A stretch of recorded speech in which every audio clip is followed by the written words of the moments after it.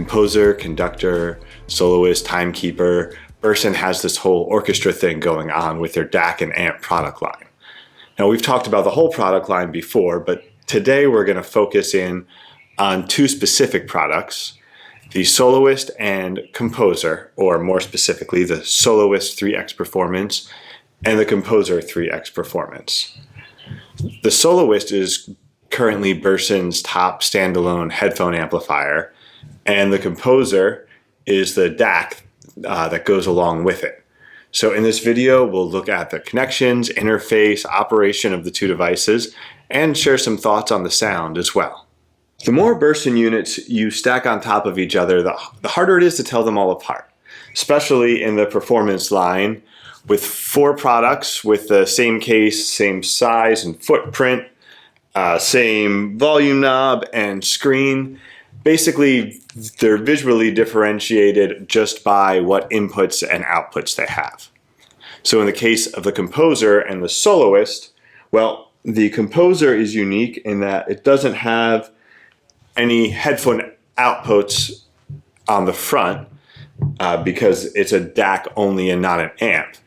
The Soloist looks a lot like the Conductor 3X Performance, the main difference being that when you flip it around on the back, since the Conductor 3X Performance is a DAC amp combo, it has digital inputs. The Soloist only has analog inputs, and the Soloist has both balanced and unbalanced analog inputs, which makes it unique in Burson's product line. I think it's the only product to have that option for a headphone amp. So the cases are Burson's Cool case, which serves as both a nice looking case and also as a heat sink. So the case itself is designed to dissipate the heat created by the amplification, by the electronics in that. So what's ironic is the Cool case may be keeping the unit itself cool, regulating the temperature, but it actually tends to get pretty hot with operation.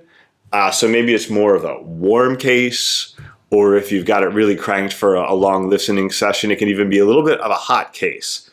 But if it gets hot, it's nothing to worry about. It just means that it's doing its job.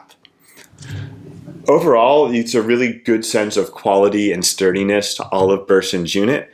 So obviously, there's a little bit of a sort of a vintage air about it. The big knobs, the way it's laid out, sort of a vintage modern look.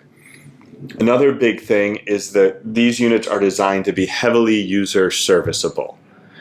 So the main thing that you might be swapping out are the op amps, which Burson has a selection of op amps that you can purchase to tweak the sound of the device. So these come stock with the V6 Vivids, which are a little bit, tend a little bit more to be a little more bright, vivid. They're the V6 Classics, which you can replace them with, tend to be a little bit warmer, have a little bit stronger bass performance. So you can mess with those. You can even have, a mix of Vivids and Classics in there to get the balance of the sound and a number of other things.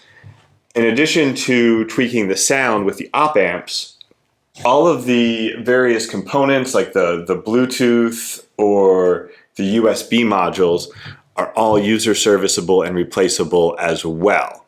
So if you have a little accident and yank on the USB cable, trip on it or something like that, it damages the port. You can very easily get a replacement for that module from Burson, open the unit up, take it out with a screwdriver and put the new one in. It's about as easy as replacing a video card in a PC or maybe even memory. Same thing even goes for the front panel. If you have an accident and smash the LED screen or something like that, or drop something heavy on the knob, that whole thing comes out with a couple screws and you can put it right back in. So that makes a big convenience for users in an age of tech where we're getting everything smaller and making things harder and harder for users to fix or service themselves. Burson is really championing the idea of something that's user serviceable, user accessible, and tweakable. So with this particular Burson stack, the Soloist is giving you a ton of power, which, is enough to drive, say, like a Susvara to spec. I know some people like to give the Susvara more power, but if we're talking about spec, the Soloist has power and then some to spare. The soundstage is definitely massive.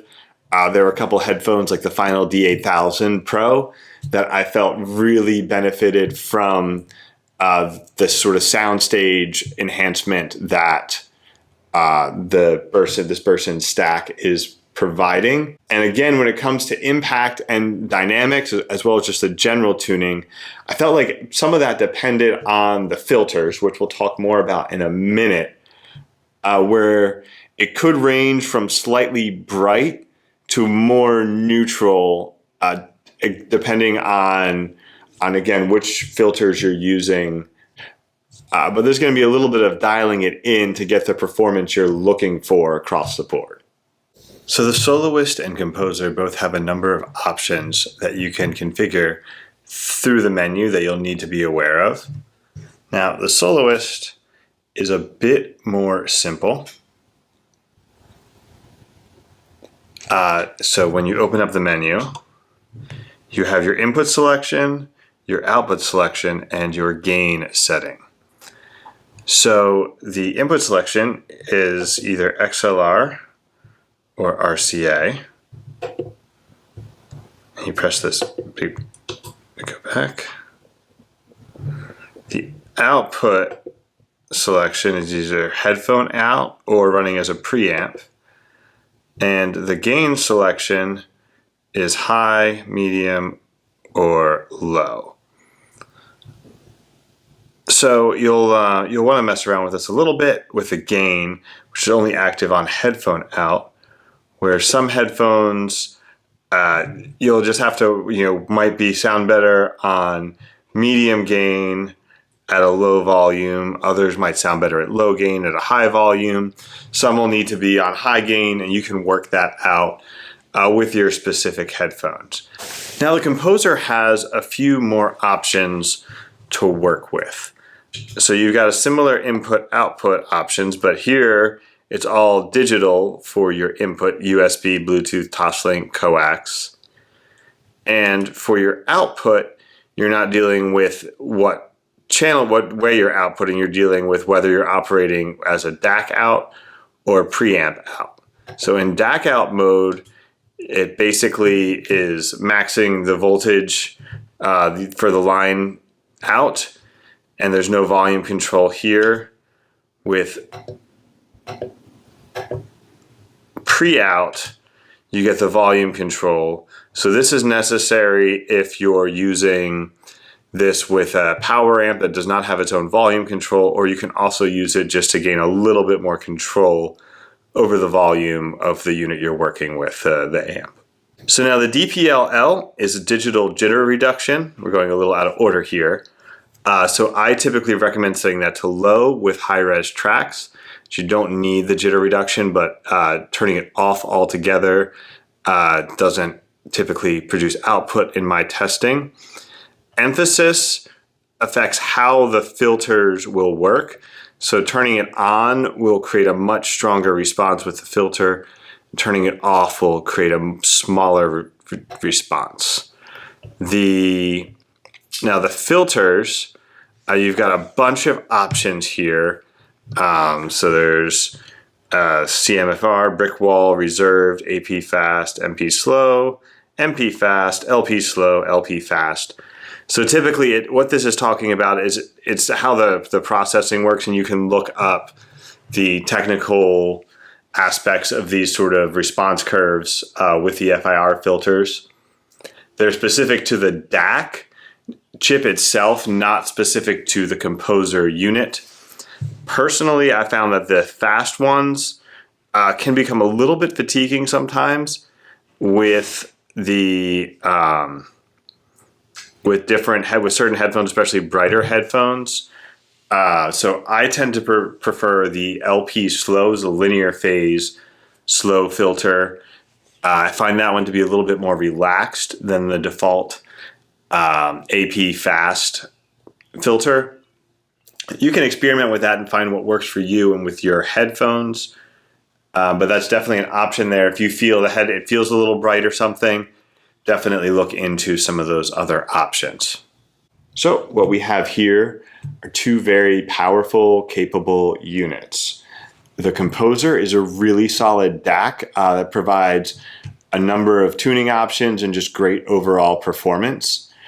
The Soloist is really the standout, I think, as a headphone amp. It can really scale up with higher end DACs and other things, and it pairs really well with a lot of DAPs. You plug in an SB2000 into there, through the line out, and it just, man. So yeah, if you're in the market for a pair of standalone DAC and amp, the Composer and Soloist provide an excellent pairing with just great performance and a lot of options to tweak your sound. Thanks for watching. You can check out a number of DACs, amps, combos, and other things at bloomaudio.com. And we'll be back soon with more hi-fi personal audio content.